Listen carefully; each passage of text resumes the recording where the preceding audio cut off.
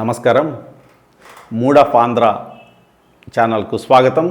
ఇంతవరకు సబ్స్క్రైబ్ చేయని వాళ్లకు చేసుకోవాలని విజ్ఞప్తి చేసుకుంటున్నా. మనము వారం రోజులుగా ఎక్కువగా వింటున్న మాట ఏదైనా ఉందంటే సనాతన ధర్మం.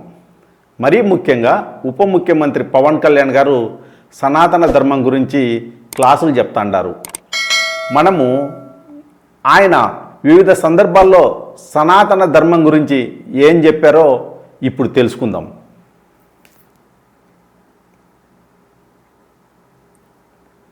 సనాతన ధర్మ రక్షణ board is order of the day. ప్రతిసారి కూర్చోబెట్టి మేము డిఫెండ్ చేసుకోలేం. కనీసం మీకు కోపం కూడా లేకపోతే మేము ఏం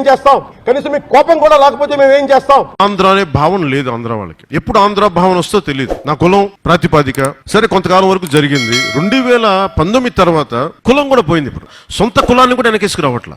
ఆంధ్ర భావన ఎలాగో లేదు. కనీసం కుల భావనను తెచ్చుకుని బాగు చేయండి రాష్ట్రాన్ని. నిజంగా మనస్ఫూర్తిగా అవుతున్నారు. నా కులం ఉంది, నాకెక్కడో మతం ఉంది. నా కూతురు క్రిస్టియన్ అబ్బా, నా కూతురు తల్లి తన మతాచారం ప్రకారం నా కూతుర్ని రష్యన్ ఆర్థడాక్స్ చర్చ్ లో బాప్టైజ్ చేయిస్తానంటే సంతోషంగా చేయించమని. మా నాన్న ఎలాంటి వాడంటే, మా నాయనమ్మ దీపారాధన వెలిగిస్తే దీపారాధన సిగరెట్ వెలిగించిన దేవుడు లేడు దెయ్యం లేదనే వ్యక్తిమత మా నాన్న.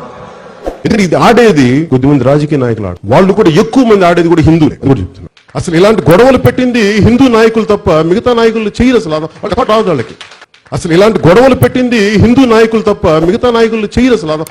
వాళ్ళకి నిజంగా మన మధ్యన గోమాంసం గురించి లేదంటే బీఫ్ గురించి ఇంత గొడవ జరుగుతూ ఉంటే నాకు అనిపించింది, బీఫ్ తినాలి అంటే నేను తిని ముందుకెళ్తాను తప్ప దాన్ని వేరేలా చేసుకోనండి. అంటే తిండి ఏది తిన్నామని కాదు, నిజంగా మరి తిండి శాకాహారమే తింటే అందరూ గొప్ప వాళ్ళు అయిపోతారంటే మరి గుజరాత్ లో గోద్రా ఘటన ఎందుకు జరిగింది? నాకు ఎందుకు జీసస్ క్రైస్ట్ ఇష్టమో చెప్తాను. ఒకసారి ఇక్కడ నా డైరీలో రాసుకున్నాను. నా పెద్ద కొడుకు పడిపోయాడు. వాడు ఇంత వయసు అప్పుడు పరిగెట్ట పడిపోతే వాడు మోకాళ్ళకి రక్తం వచ్చింది. వస్తే నాకు మోకాళ్ళు నొప్పి వచ్చేసింది. నాకు అప్పుడు నాకు గుర్తొచ్చింది మేరీ మాత గుర్తొచ్చింది. నాకు ఇష్టమైన ఎర్నెస్టో చే గెవేరా పుట్టినరోజు. రాజకీయాల స్ఫూర్తిని, పోరాట స్ఫూర్తిని తెలియజేసిన మహానుభావుల్లో ఎర్నెస్టో చే గెవేరా అతను నాకు స్ఫూర్తి. ఇప్పుడు మీరు చెప్పిన నా గడ్డం పెంచుకుంటే నాకు నిజంగా ఆనందిస్తుంది. నేను నిజంగా ఇది మనస్ఫూర్తిగా పెట్టుకున్నాను. ఇది నాకు ఇష్టంతో పెట్టుకున్నాను. జై భీమ్ అనే పదం ప్రతి ఒక్కరూ సమానం అని చెప్పేది ఆ జై భీమ్ అనే నినాదం. జై భీమ్ అనే నినాదాన్ని మనస్ఫూర్తిగా నాకు వ్యక్తిగతంగా రాజకీయాల్లోకి రాకముందు నుంచి, సినిమాలోకి రాకముందు నుంచి డాక్టర్ బాబాసాహెబ్ అంబేద్కర్ ఆశయాలను అర్థం చేసుకున్నవాడిని, చదివిన వాడిని, ఈ సోషల్ బ్యాక్వర్డ్నెస్ ని ఇవన్నీ ముందుకు తీసుకెళ్లిన మహానుభావులు. ఎంతోమంది మహానుభావుల గురించి చెప్పిన మహానుభావుడు పవన్ కళ్యాణ్ గారికి నమస్కారం. సనాతన ధర్మానికి ఈయన ప్రతీకగా చెప్పుకుంటుంటాడు.